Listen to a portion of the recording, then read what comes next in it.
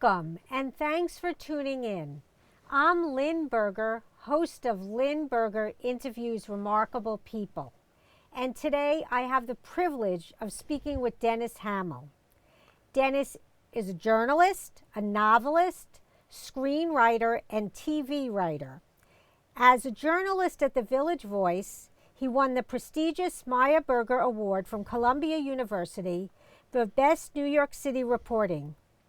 His columns for New York Magazine, the Los Angeles Herald Examiner, the Boston Herald American, New York Newsday, and 24 years at the Daily News became an integral part of our city's life. In addition, he is the author of 10 novels, several screenplays, movies, and TV shows and series. Denis, thank you so much for being here. Thanks for having me. Oh, It should be fun. Yes, I look very forward to getting to know you a little bit more, and you have an incredible background. So when you were younger, your earlier years, did you know what you wanted to do? Well, I wanted to play, center field for the New York Yankees. Parents tell me, and I kind of remember that from a very early age, I wrote what were called in the family Denis stories, and they would be, I would go and lock myself in the bathroom and lean on the toilet seat and write, something like, the sheriff rode into town, the sheriff shot at everybody in town, the sheriff rode out of town, which had a 3-act structure. So I guess it had some kind of resonance, and they used to get a big kick out of it. I used to write these stories, but I was always fascinated with the magic of words. And so once I reached, school level, high school level, all I ever wanted to be was a writer. Would you share with us a little bit about your childhood and what it was like growing up in Brooklyn at that point? Yeah, we lived in a tenement. We were the children. My parents came from Belfast, Northern Ireland. Both of them came with no money and just dreams and fleeing from religious persecution. They were Roman Catholics in the predominantly Protestant north of Ireland. And they came to New York for a better life, and my old man was still a soccer player and a boxer when he came here, and he was an athlete for a while and lost his leg playing soccer.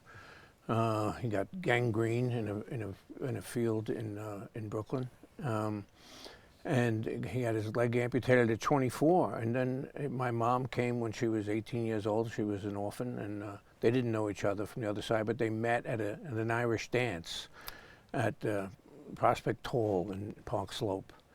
And my old man was the only guy not dancing because he had one leg and a wooden leg. My mom went over to him and said, "Would you like to dance?" And he said, "I can't dance." And she said, "Either can I. Come out and give it a try." So she took him out on the dance floor, danced with him with his wooden leg, and they were married a year later and had 7 kids, 6 boys and 1 girl. And we were raised in a tenement in what is now very fashionable Park Slope, but in those days it was kind of an Irish ghetto of people that worked in the local factory or for civil service, and my father was a factory worker, and my mom was a cashier at the RKO Prospect Movie Theater, which meant that we saw all the movies for free. And at the age of 5, each one of us, she took for our birthday down to the New York Public Library on 9th Street and 5th Avenue and got us a library card. So we had all the books we wanted for free, all the movies we wanted for free. And the books made us think, and the movies, helped us dream. And like 3 or 4 of us have written books and have worked in the movie industry, and it was kind of fun. My mom started in the movie business as a cashier, but she was gentle and sweet and had a real sense about storytelling and put an emphasis on education. And she knew that the way out of poverty was through the Brooklyn Public Library, That was really, she made us read, and I think that changed all of our lives. That is quite a story, because we don't think about that as much today, about the impact of libraries. Yeah, the library, you went there and we had hardly any steam heat, so the apartment was always cold. It was a tenement, But if you went to the library, there was always steam heat. And we would sit there and you could dream and read about knights of old and, science fiction future. And, you went off into space or you went back in time. And then you went down the block to the RKO Prospect and saw a double feature. You saw a horror movie and a Western, and how did they do that? And, so you would write stories. And we had a big brother who was a writer, who became a writer quite by accident. And he really had an immense influence on all of us. Yes, we'll talk a little bit more about that and the influence your brother had on you and when you started reporting, etc. Right. Well, Pete had that from the very beginning. When we were, he was the oldest of 7 of us, of 6 other kids. And all the younger boys were in grammar school by the time that he wrote a letter to the editor of the New York Post about a column that James Wexler had written. And the guy was so impressed with the letter, he asked him to come in for a tryout as a reporter. And so Pete became a reporter for the New York Post. After going to art school, he went to University of the Americas in Mexico City, and then to Pratt on the GI Bill. And then once he became a reporter, he would get us things like tickets to ball games and to the circus, but we couldn't go to those events unless we agreed to do an essay contest. Oh. He would make us, we would have to write about the circus, we would have to write about the ball game, and then he would judge the essays, which always were a tie, and then he would give us each $1. And so he encouraged us to not only view what we were doing, but to really look at it and to listen and get the details. So he put an emphasis on what color were the uniforms, and what did the clown look like, and what did the daring young man on the flying trapeze look like, so that you got to use adjectives and verbs and hard nouns and concrete nouns and action verbs. And it was the beginning of learning how to write. And then later on, when I lived in Pete's house, he would go away on assignment, and before there was a fax machine or modems. Believe it or not, there were not. And he wrote all of his stuff on a manual typewriter. And I learned how to type because he would call me up and dictate his columns to me from wherever he was. And I learned to hunt and peck the way he did too. And he would say, new paragraph, comma, or new paragraph, quote, and then he would add all the grammar into it. And I would see how a column was actually constructed. And it was magic. I learned how to type, but I learned how to use a quote, how to close a quote, how to use quotes as the building blocks of a story. You would have description, then a live quote from somebody who was there, then another block of description, and so it became like bricklaying. And it was an interesting way to figure out how a column was written. And then I would have to call the New York Post, and a copy boy would come and pick up the pages that I typed and take them, and then the next day I would see it in the newspaper. And it was like magic. And I said, I want to do that, that's what I want to do. If I had had a big brother who was a firefighter or a policeman, I might have become a cop or a firefighter or something like that. But because he decoded the mystery of the writing world, and I saw that there was an artisan attachment to it, that you could make this stuff happen under your fingers, and by going out and talking to strangers in the world, you could report on the news. And I said, I want to do that. What an education. Yeah, it was. It was like I had graduate school in high school from Pete. I had, and you just could. And then he would take me on assignments when he was here when he was home in New York. The earliest one was I saw JFK at a rally at Times Square. And before he became a reporter, even he took us to Times Square to watch JFK give a rally in New York City when we were little kids. So Pete always tried to include his siblings in everything that he did, and he was very generous and shared his time and his patience, And then he would recommend books, and every time there was Christmas or a birthday, Pete never gave you anything else but a book. Oh. That was the gift. It was always Pete's coming with his gifts, and they were always from the bookstore, But they were just unbelievably influential in all our lives. Well, it sounds like it. Yeah, And a yeah. natural teacher and mentor. Great guy, and just a good guy. So that when I got to, I was in college, I didn't study journalism. I didn't have to. I started taking filmmaking courses because he was writing movies, and I wanted to know about movies. And, Right. And so I took that instead in college. But when I got out of college, I took my first job at a little newspaper in Brooklyn called Flatbush Life. I learned all the fundamentals of journalism there. I'd already had some writing skills, but how to go out and cover a story, how to do community events, how to cover a political rally, how to do school board meetings, and all the stuff about a community, crime, sports, local sports legends, Little League, I learned it all there, and then from what I learned there, I started freelancing for the Village Voice. And soon the Village Voice hired me on staff, and I kept on covering neighborhoods in trouble all around the city, and that's how I won the Meyer Berger Award. And it's a pretty prestigious award, and that had other people offer me jobs. So I went to New York Magazine. The magazine gave me New York Magazine gave me a column covering City Hall. It was called The Koch Watch. And so I did a whole bunch of stuff about the election with him and Mario Cuomo. And that led to one of my novels. I wrote a novel called Machine, about the Brooklyn Democratic Machine. Things that you learned.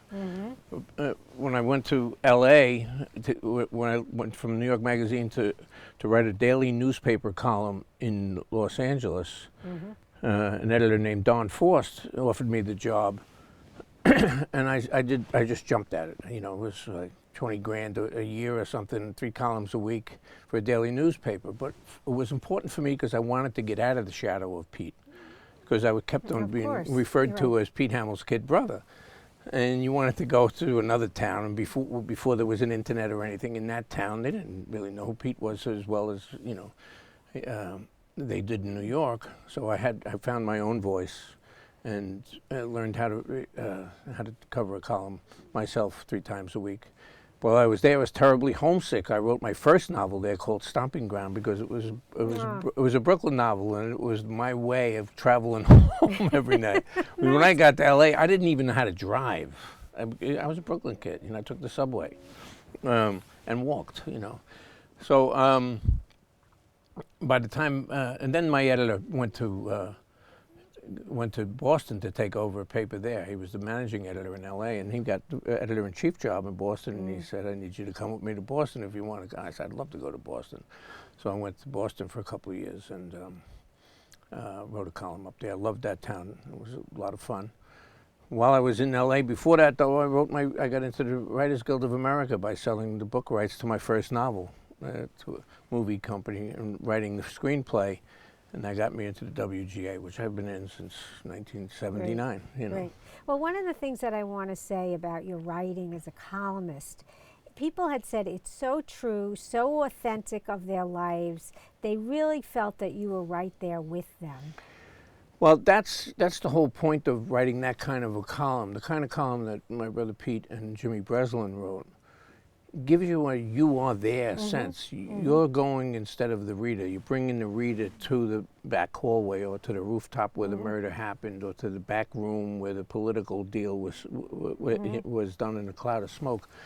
You need to show up, and you want to paint the picture and those early lessons that Pete said. What color were the guy's socks, and what was the stage of the moon? What was the weather like that day? What did it smell like, and what did it feel like and sound like, and what was the inflection in their voices? And you would listen really carefully and write in dialect too, because if someone had a really strong Brooklyn accent or a foreign accent in New York, it was part of the story. And so you included all those things, and then that gave you a sense of verisimilitude, where there was an authenticity that gave the reader, it was like peeking through a knothole in a fence into a story. And I think that the reader loves that. The reader used to read newspapers once upon a time on the subway on the way to work, and they would turn to a column like that where you actually did some reporting, not just give your opinion. You give an informed opinion after you put some wrinkles in your shoes, after you put some shoe leather down, after you talk to people who are involved in the story. Then you can form an opinion from all of that. But just to sit on the outside and navel gaze is a lazy way of writing a newspaper column. I learned from guys that worked hard at it, and from women who worked hard at it. That's the reason why somebody might say something like that. Well, and also, those are the columns you missed your subway stop. Yeah, that's exactly right. And you learned that, like Pete said to me one time, it's like being a pitcher. You can throw 3 fastballs, but then, you really need to throw a curve and maybe a changeup. Make them laugh after you've made them cry. And do one that's wacky so that they think you're unpredictable. So you never get boring to them. So you mix it up, And if you're writing a newspaper column, you kind of pick the story. You have to clear it with your editor.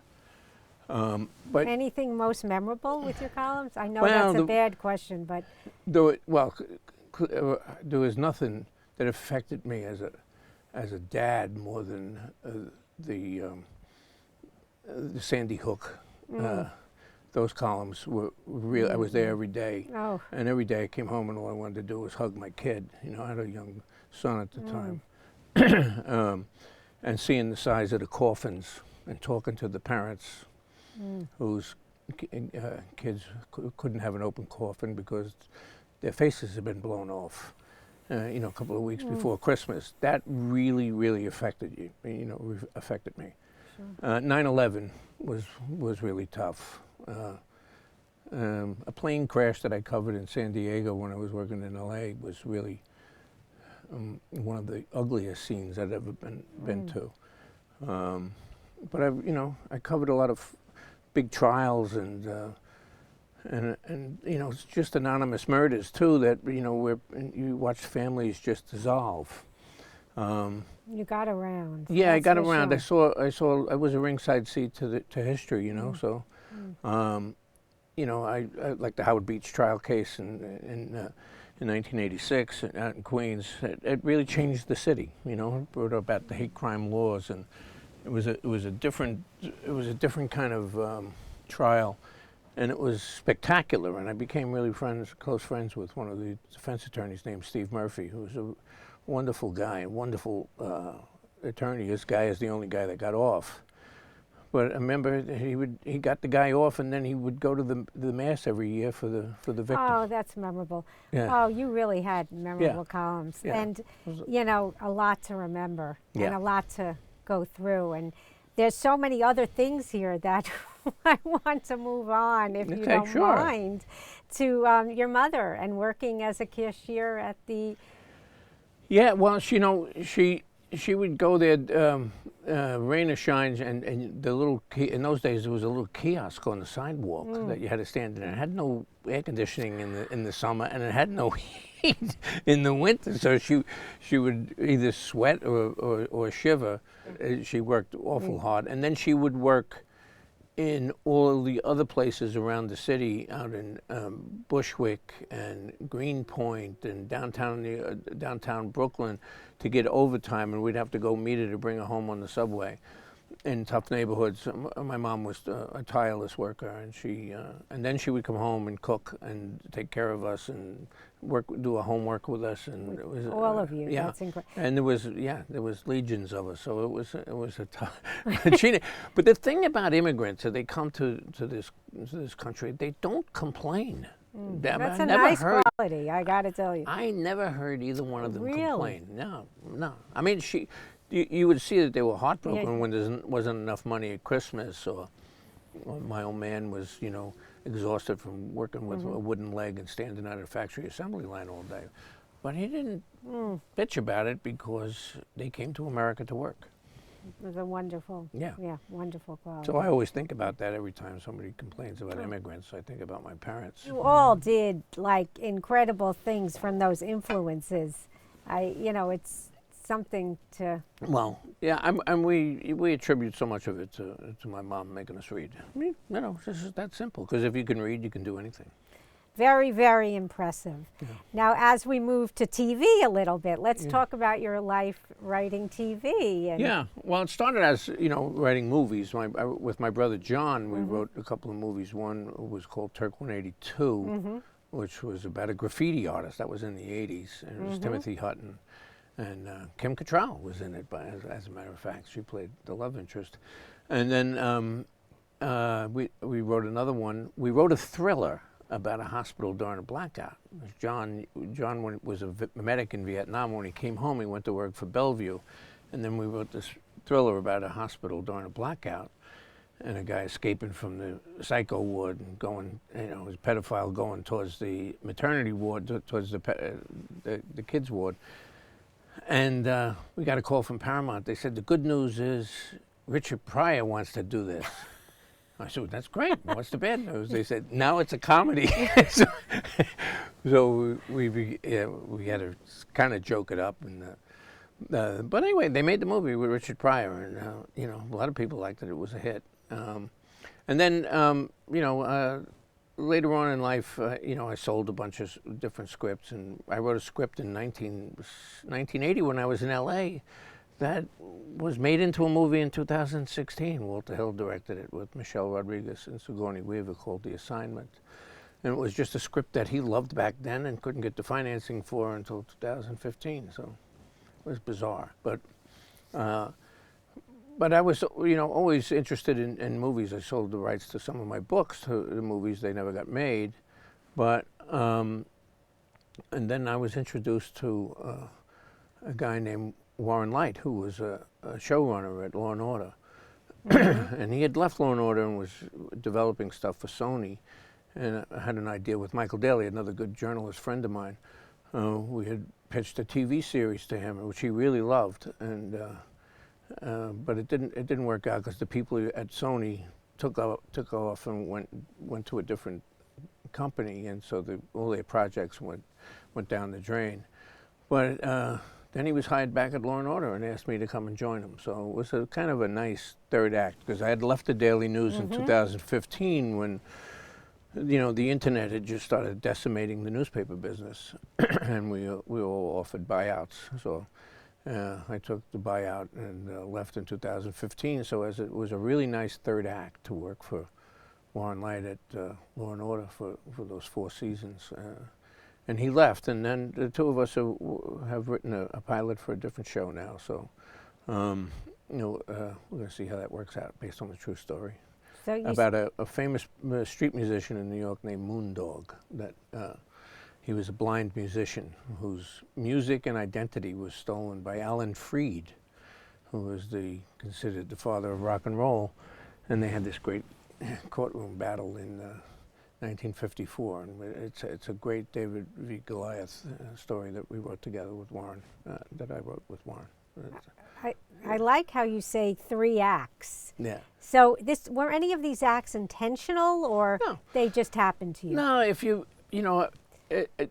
call myself a novelist, a screenwriter, a journalist, but I'm a writer, and they're different skill sets, but it's all storytelling, and it's learning from the Dennis stories about a beginning, a middle, and an end, about the sheriff, right? And there is it all applies. It's when you go back to the Greeks, who figured out that the 3-act structure was the way that drama worked, and I think that's the way a newspaper column works. I think that's the way a novel works, and I think that's the way movies work, and then television. Television now has 5-6 acts in it, because that's all designed around commercial breaks. But it really is dramatically still 3 acts. There's an opening act, and there's conflict in the middle that spins the story a new way, and then there's resolution in the 3rd act. And if you have that natural sense in your head, and what when something's going off kilter, you can go back and adjust it. So very often I could be writing a newspaper column in the daytime, working on my novel at night, and on the weekend be working on a script, and it wouldn't affect me all that much. As I got older, I could do one thing at a time. When I was young- Well, that's how'd you Yeah. do it all? How did you get all this done? Well, I mean, when I was young and hungry and had kids to feed, I would literally write 3 columns a week, and on my days off, I would work on a novel or a script. And it would be, to enhance the pay, to get more money to come in, but also because I loved it. I mean, it was just another. I always loved having something else going on. That it was never just writing a column wouldn't have been enough for me. And Well, it seems like you're gifted at it, and you have a career that shows that. And in 30 seconds, what advice would you give to a younger person now that wants to start their career in any of these genres? Well, first of all, just be authentic, and don't try to. I mean, it's okay to emulate, but don't imitate anyone. It's okay to be influenced by really talented people. We all are. I was by my brother and by a million other people, but in the end, find your own voice. And don't be afraid of it. Trust it. And take risks. Because when you're young, I didn't even know how to drive. I went to LA to write a column. And they said to me, "You can't drive?" And my first column was about going to driving school. But, they couldn't believe it. But so you have to jump out of the plane sometime and see if the chute opens. When you're young, take some chances, because you never know what's going to happen. And then as you get older, and you get confidence, and somebody says, "Hey, would you like to write a movie? Would you like to try TV?" Say yeah. Just say do yes. it. You just jump in and try it. If you're a writer, you can do it. Well, I have to say, this was wonderful, surpassed my expectations. Some of these Thanks. stories I did not, from my research and my listening, didn't even know. That's and good. I can't thank you enough. Thank you Thank so you. much for joining me this afternoon. Thank you.